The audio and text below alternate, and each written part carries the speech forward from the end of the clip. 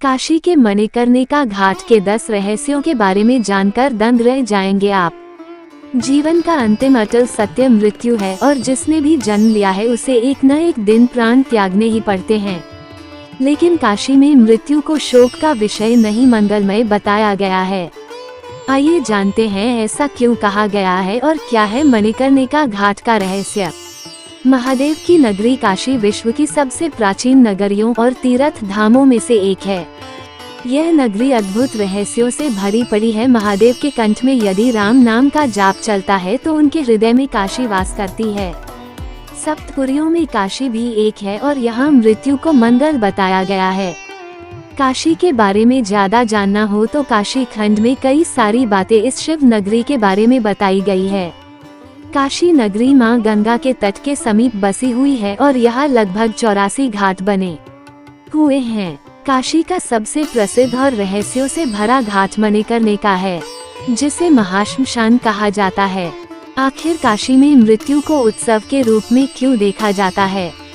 काशी के मणिकर्णिका घाट में 24 घंटे चिता जलती रहती है और यह कभी बुझती नहीं है, इसलिए काशी के इस घाट को महाश्मशान कहते हैं। ये घाट अनेक रहस्यों से भरा पड़ा है। काशी खंड के अनुसार जिसका भी यहाँ अंतिम संस्कार होता है या मृत्यु होती है उसे स्वयं भगवान शिव तारक मंत्र कान में देकर मोक्ष प्रदान करते हैं। मान्यता है कि काशी में जो भी अपने प्राण त्यागता है भगवान शिव स्वयं उसके कान में तारक मंत्र बोलते हैं, जिसे जानकर जीवात्मा सीधे जन्म मरण के चक्र से मुक्त हो जाती है। इसलिए काशी में मृत्यु को मंगल कहा जाता है। कितना भी दुर्चारी व्यक्ति या पापी प्राणी क्यों न हो, उसकी मृत्यु यदि यहाँ होती है तो उसकी मुक्ति सुनिश्चित है। पुराणों में लिखा है काशी में मृत्यु को प्राप्त करना पूर्व जन्म के कर्म ही होते हैं। भगवान शिव जीवात्मा के कान में आकर 3 बार राम राम राम बोलते हैं, जिसे तारक मंत्र कहा जाता है, क्योंकि राम नाम में इतना सामर्थ्य है कि यह किसी को भी भव सागर से पार कर सकता है। काशी को वाराणसी और बनारस भी कहते हैं। यहाँ के घाट बहुत ही प्राचीन और प्रसिद्ध हैं।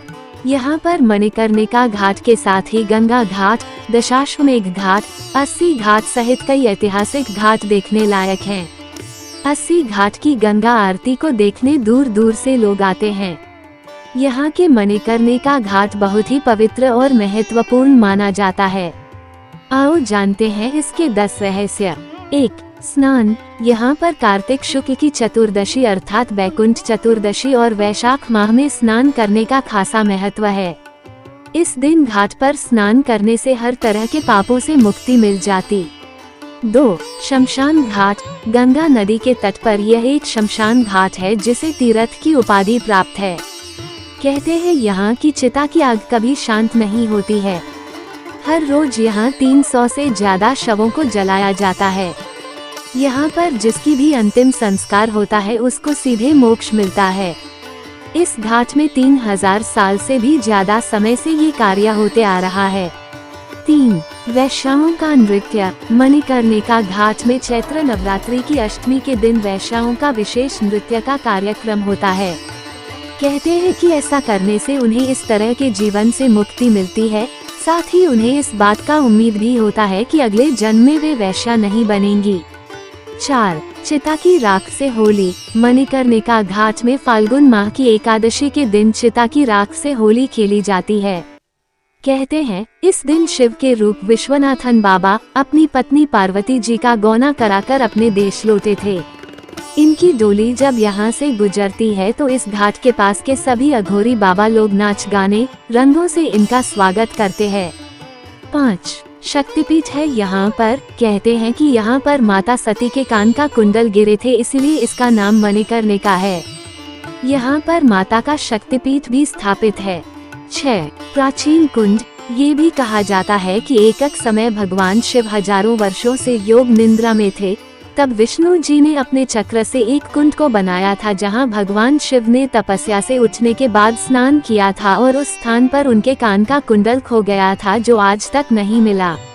तभी से उस कुंड का नाम मणिकर्णिका घाट पड़ गया। काशी खंड के अनुसार गंगा अवतरण से पहले इसका अस्तित्व है। 7. श्री हरि विष्णु ने किया था पहला स्नान। कहते हैं कि मणिकर्णिका घाट पर भगवान विष्णु ने सबसे पहले स्नान किया, इसलिए वैकुंठ चौदस की रात के तीसरे प्रहर यहाँ पर स्नान करने से मुक्ति प्राप्त होती है। यहाँ पर विष्णु जी ने शिव जी की तपस्या करने के बाद एक कुंड बनाया था। 8 कुंड से निकली प्रतिमा। प्राचीन काल में मां मणिकर्णिका की अष्टधातु की प्रतिमा इसी कुंड से निकली थी। कहते हैं कि यह प्रतिमा वर्ष भर ब्रह्मनाल स्थित मंदिर में विराजमान रहती है, परंतु अक्षय तृतीया को सवारी निकालकर पूजन दर्शन के लिए प्रतिमा कुंड में स्थित 10 फीट ऊंचे पीतल के आसन पर विराजमान कराई जाती है। इस दौरान कुंड का जल सिद्ध हो जाता है, जहां स्नान करने से मुक्ति मिलती है। 9 माता सती का अंतिम संस्कार। ये भी कहा जाता है कि भगवान भोलेनाथ जी द्वारा यहीं पर माता सती जी का अंतिम संस्कार किया था, इसी कारण ये घाट महाश्मशान घाट प्रसिद्ध है। 10 शव से पूछते हैं कि कहाँ है कुंडल। यहाँ पर शव से पूछते हैं क्या उसने शिव के कान का कुंडल देखा। ऐसा भी कहा जाता है कि जब भी यहाँ जिसका दाह संस्कार किया जाता है, अग्निदाह से पूर्व उससे पूछा जाता है क्या उसने भगवान शिव के कान का कुंडल देखा। यहाँ भगवान शिव अपने अघोर स्वरूप में सदैव ही निवास करते हैं।